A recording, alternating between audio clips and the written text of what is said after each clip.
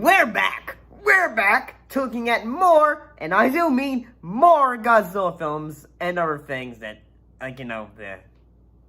this pop culture icon. This time, we look at the Heisei era. After the political Heisei era in Japan, which started in 1989, with the ascension of Emperor Akihito to the throne and ended in 2019 with his abdication. This time I will also discuss other things, such as the Hanna Barbera Godzilla cartoon that came out in 1978, and as well as other things when it comes to it, such as video games times.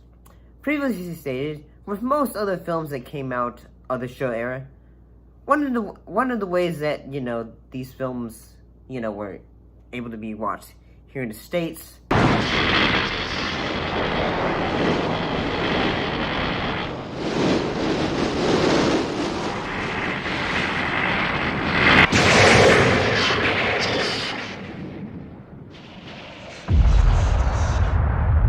were you would either have to watch them on television, or perhaps you would have had it done like I did when I was a young kid.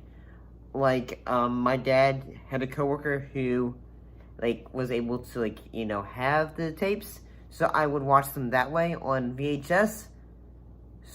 So yeah, I kind of grew up watching some of them on VHS tapes, so I had that growing up, I guess.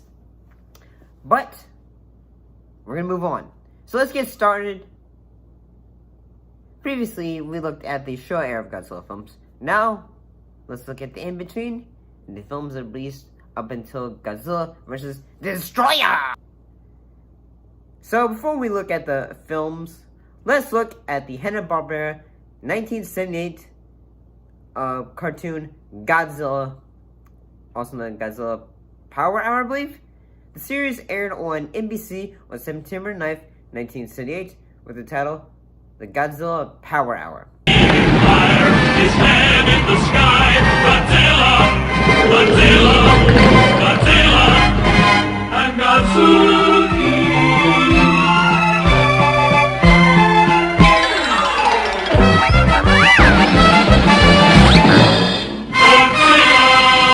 The series continued to air until 1981, so for 2 seasons, which is pretty good when you think about it. The show dealt with Godzilla and his goofy nephew, Godzuki, and scientist Quinn Darren, her nephew, Peter Darren, and her research assistant, Brock Borden. In this show, Godzilla instead breathes fire instead of his iconic atomic breath. And Godzuki, well, he breathes poofs of smoke instead. Neptune's name could this blizzard be coming from? Captain, there's something below us on the desert floor. I feel like if I had grown up during the 80s, I would have watched this show all the gosh darn time. If it had on NBC, I would have loved it. I would have had passion for it. I had when I was growing up, I had the Godzilla, the 90s, the cartoon that came out after Godzilla 98. So, talking about a little bit of video games. During the 80s, Godzilla did have video games to branch the character off into, the gaming market. It began on the Commodore 64 in 1983 with a game just titled Godzilla.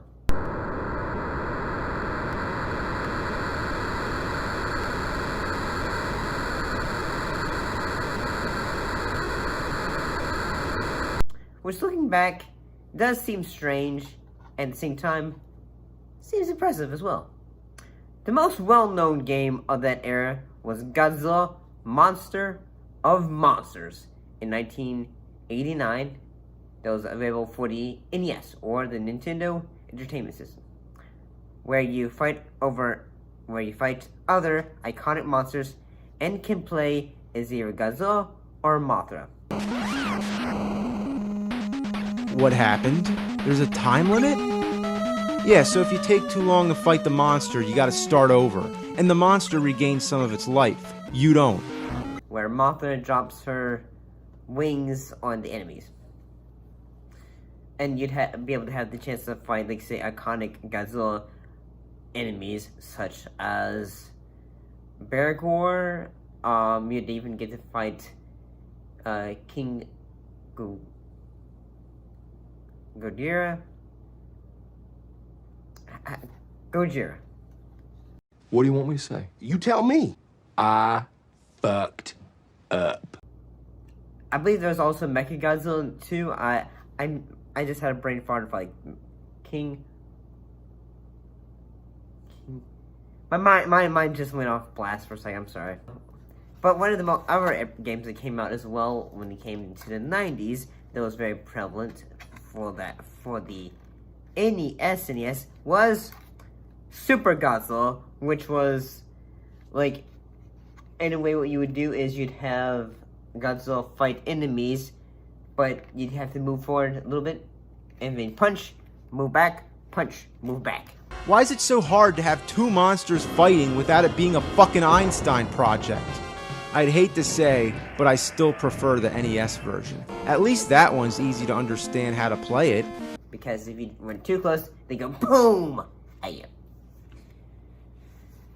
So, now let's look at the films of this era. For this era, filming techniques were done where shots of the set were blended into footage of cities from the ground level so that money could be saved and the ability to get the films a sense of scale so the background seemed greater if folks were, running around from all the, the disasters and all that going on. The first film of this era was Return of Godzilla, which was distributed by Toho and released to theaters in Japan on December 15th, 1984.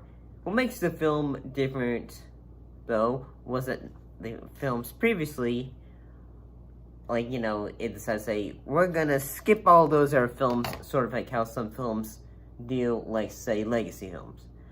And that decides to go back to a darker tone, and it was a direct sequel to original Godzilla.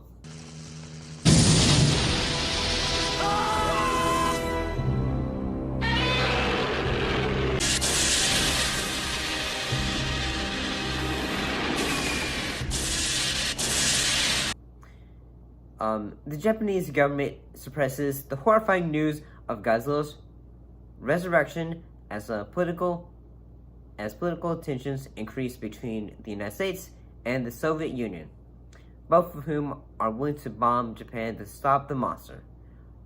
Before we had films like Godzilla Minus One, which is really good, which is check it out. Was this Godzilla Return of Godzilla was a lot darker, and it was it didn't want to be say the goofy Godzilla, and it was a more serious film with a dark, foreboding atmosphere about it. So I think it's only fair we give a little attention to Godzilla 1985, which is distributed by New World Pictures and was released. It was released, I apologize about that, on August 23rd, 1985, and is an American edit of Return of Godzilla with actor Raymond Burr returning to the role of reporter Steve Martin from Godzilla King of the Monsters. And it's still pretty great to see Burr in a Godzilla film. Thank God you're here. Since you're the only person that seems to know anything about whatever it is we're dealing with, what can we do? I was the only American who survived that catastrophe. If you men had seen what I saw, you'd realize that firepower of any kind or magnitude is not the answer. The next film that would have, came out was Godzilla vs. Biollante, was released in Japan on December 16th, 1989. This film was a sequel to Return of Godzilla, in which he went up against a creature born from a combination of Godzilla's cells the cells of a plant, and the cells of a woman.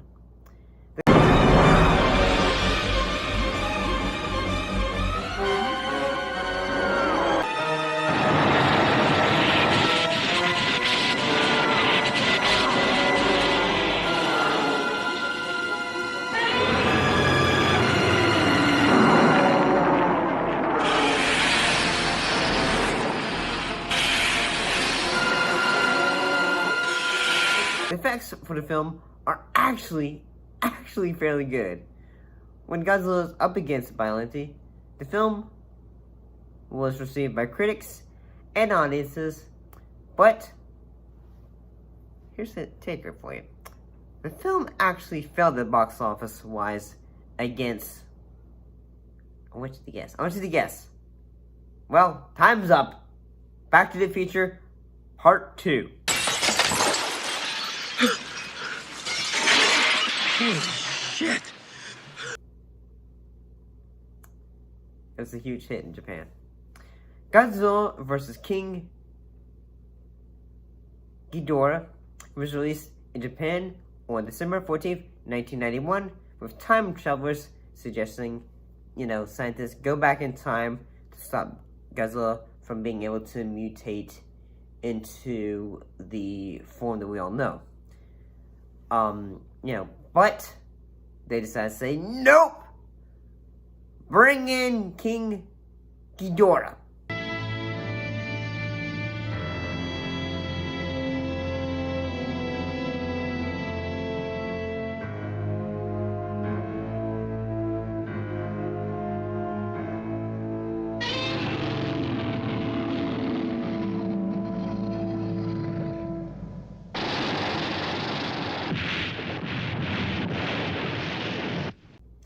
And Godzilla is brought back and given a new look. But Godzilla doesn't only fight King Ghidorah, but he also goes up against Mecha King Ghidorah, which is still, honestly, a badass idea. Well, the time travel aspect was taken from Back to the Future 2, since it was a huge success, and the effects from Ghidorah, when he appears from the future, it's still pretty cool.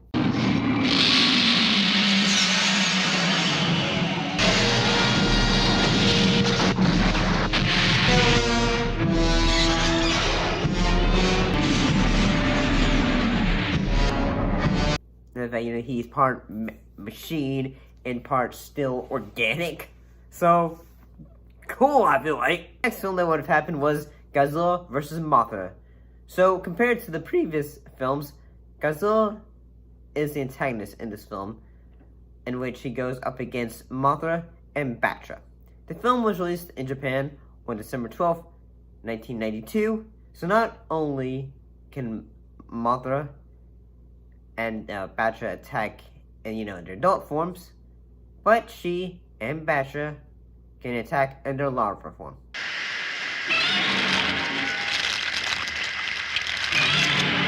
But Batra, honestly, I do find him kind of creepy in that, Mothra, she's a very pretty butterfly, I feel like, because, she's very pretty. She's the queen of the monsters. But that's just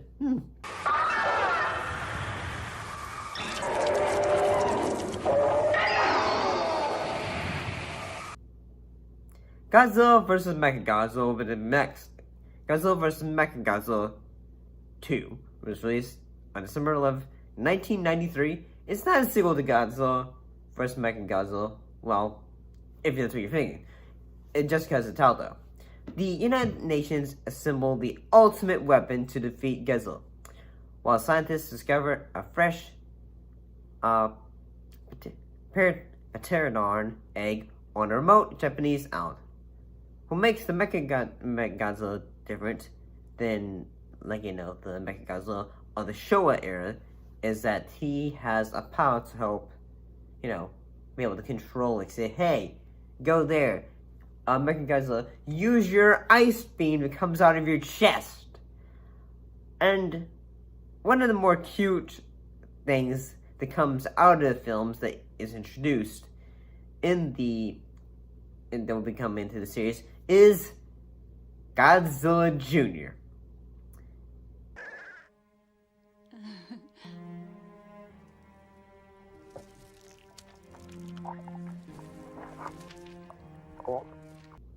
Isn't he just adorable? During the final battle, Rodan gives Godzilla an update to be able to beat, Mecha. The effects for the film is honestly pretty good. I mean, can you not agree that Rodan, puppet or suit is honestly really great?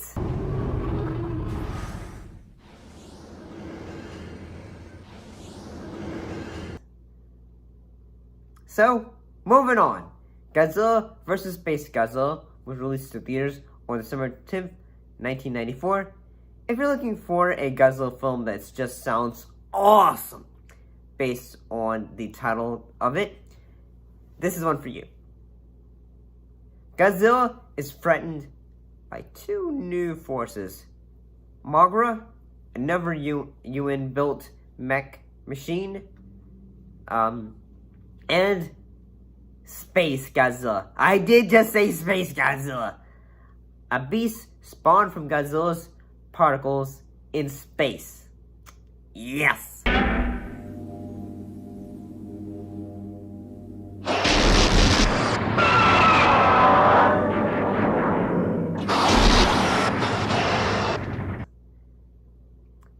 Baby Godzilla appears in this film, but compared to Mecha Godzilla,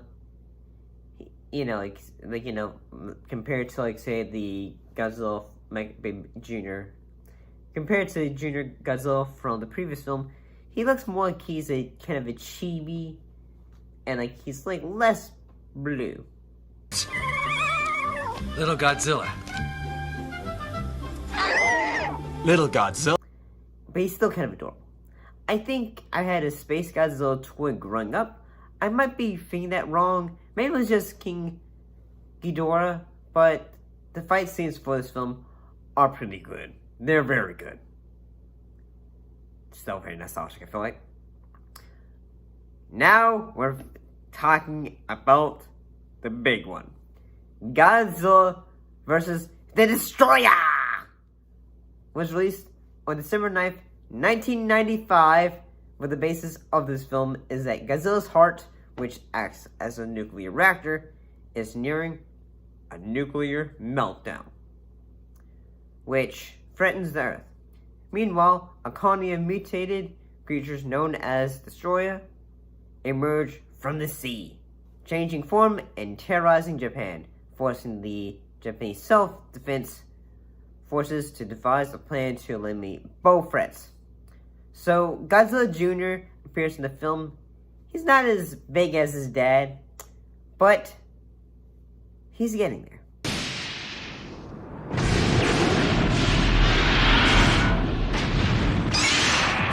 And he would have taken over for his dad, but Godzilla went on a hiatus, meaning there was a bit of a pause on Godzilla films up until Godzilla 1998. The Destroyer is the main bad guy for this film, and man, just saying that name of that is still awesome.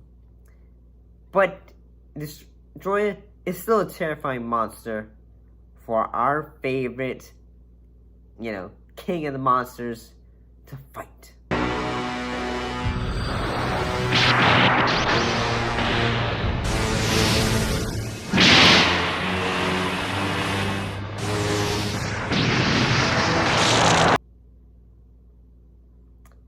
So, I gotta say, what is your favorite Godzilla film of this era? What is your favorite,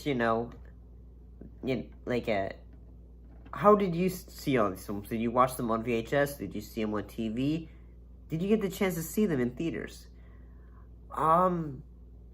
Heck, there was even, a little bit of, I think it was like, I think it's got like a ad for, like a advertisement that was for, like, hey, check out Space Godzilla and our little thing called Godzilla. I think it's called Godzilla Land. It was supposed to be like a chibi show where it was cute versions of Godzilla characters and all that.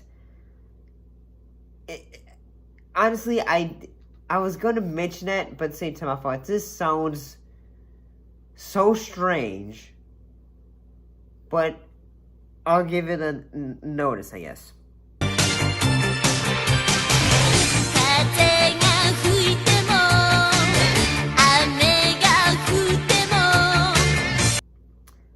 See you next time.